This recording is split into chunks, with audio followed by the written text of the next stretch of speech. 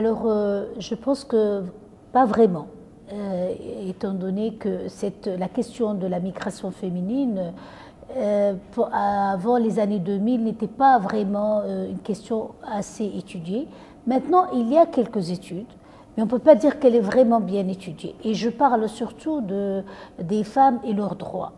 Donc c'est une question qui, jusqu'aux années 2000, était presque pas étudiée par les chercheurs. Pourquoi? Premièrement, parce qu'il y avait très peu de juristes de la migration en général, et la migration féminine encore était beaucoup moins développée, c'est-à-dire le droit des femmes migrantes.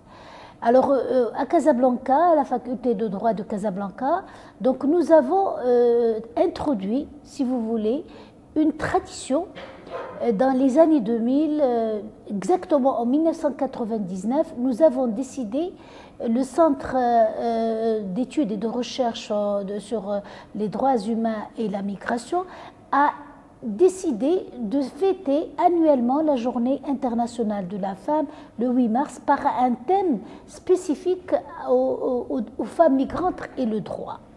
Alors, nous avons, donc le centre a commencé en 90, et le doctorat spécialisé de la faculté de droit de Casablanca sur le droit de la migration a continué, puis après, quand la chaire UNESCO migration et droits humains a été créée en 2001, elle était la première chaire UNESCO dans le monde à travailler sur la question, elle a continué aussi cette tradition. Et après, il y a eu une association donc de la société civile qui a été créée à Rabat sur migration et droit. Elle a aussi s'est adjointe aux autres institutions pour célébrer la Journée internationale de la femme par un thème sur les droits des femmes migrantes. Et récemment, quand le Centre UNESCO Droit et Migration a été créé le 15 décembre 2012, il a aussi continué cette tradition et plusieurs rencontres ont eu lieu sur justement les femmes migrantes et leurs droits. Quand on parle de femmes migrantes, c'est-à-dire aussi bien les femmes émigrées de la diaspora marocaine que les femmes immigrées qui vivent parmi nous. La dernière rencontre a eu lieu le 16 mars 2013 au barreau de Rabat et elle a été organisée par le Centre UNESCO Droit et Migration que j'ai l'honneur de diriger et sur justement les femmes migrantes entre le droit et la pratique. Parce que le problème qui maintenant se pose, c'est comment les praticiens du droit connaissent les droits des migrantes et les invoquent devant les tribunaux ou que les juges les appliquent. Donc voilà, je pense qu'au Maroc quand même, par rapport à beaucoup de pays dans le monde, même dans les pays occidentaux, maintenant, en ce qui concerne la promotion des droits des femmes migrantes, il y a quand même une certaine avancée grâce à la création de ce centre UNESCO Droit et Migration qui est pour le moment le seul centre UNESCO dans le monde à travailler sur les droits des migrants.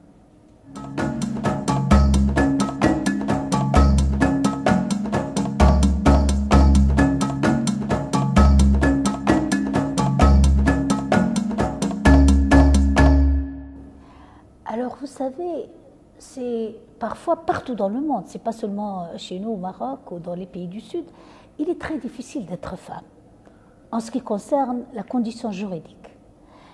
Il est encore beaucoup plus difficile d'avoir ses droits quand on est une femme émigrée, étrangère. Et il est encore beaucoup plus difficile d'avoir ses droits quand on est une femme émigrée et en situation irrégulière.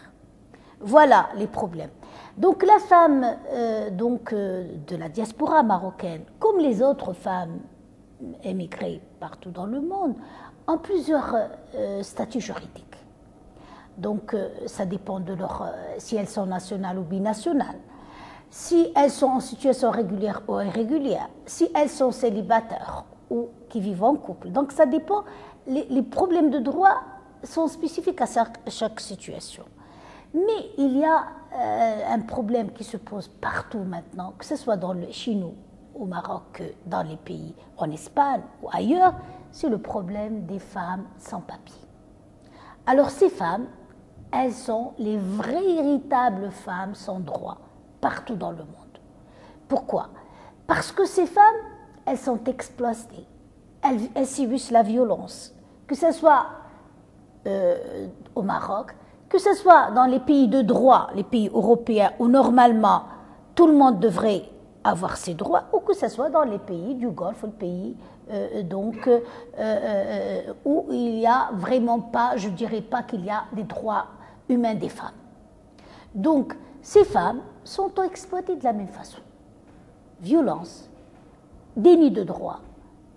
Elles sont soumises à des réseaux de trafic et de trafic de drogue, de traite humaine. Et ces femmes, puisqu'elles sont sans papier, puisqu'elles sont dans l'irrégularité, elles ne peuvent pas s'adresser à un juge. Elles ne peuvent pas demander la protection. Donc elles souffrent en silence, partout. Et encore quand il s'agit d'une femme majeure, je dirais, mais quand il s'agit de mineurs, d'enfants, des petites filles, qui sont exploitées par ces réseaux, et c'est très difficile d'être au courant, difficile de les sanctionner, parce que les femmes ne peuvent pas, elles sont silencieuses, elles ne peuvent pas parler.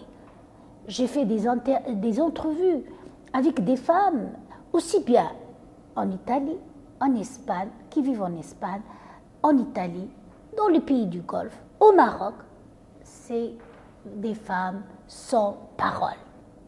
C'est le grand problème maintenant du droit de la migration, c'est la non-protection des sans-papiers et surtout des plus vulnérables parmi ces migrants, ce sont les femmes et quelquefois les femmes, les enfants.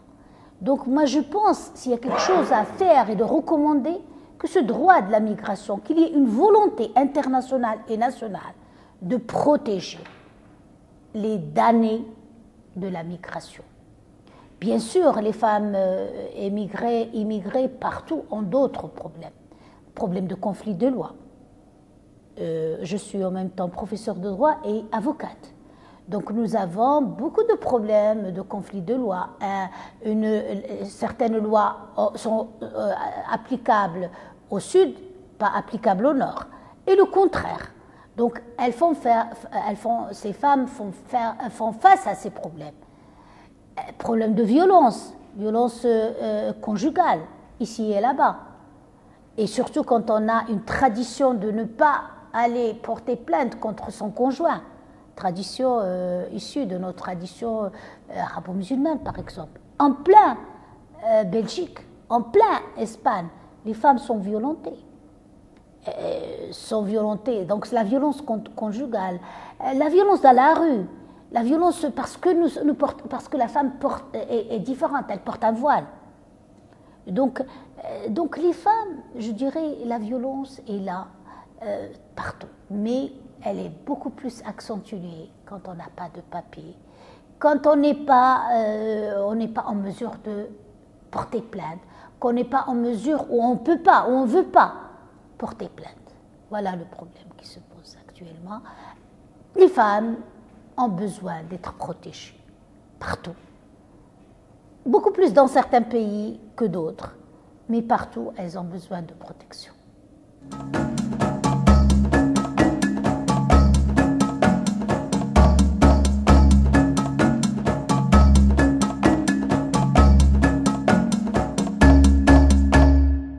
Oui. Alors, les femmes de la diaspora, déjà, elles ne sont pas un groupe homogène. Ça dépend de quelles femmes vous parlez. Est-ce que les femmes qui se trouvent en Orient ou sont les femmes qui se trouvent en Occident? Donc déjà, les femmes de la diaspora, il faut qu'elles aient déjà leurs droits partout pour pouvoir un peu évoluer et faire évoluer les droits des femmes au Maroc. Moi, je dirais que ça dépend des cas. Dans certains cas, c'est les femmes de l'intérieur qui vont avoir un impact sur les femmes de l'extérieur.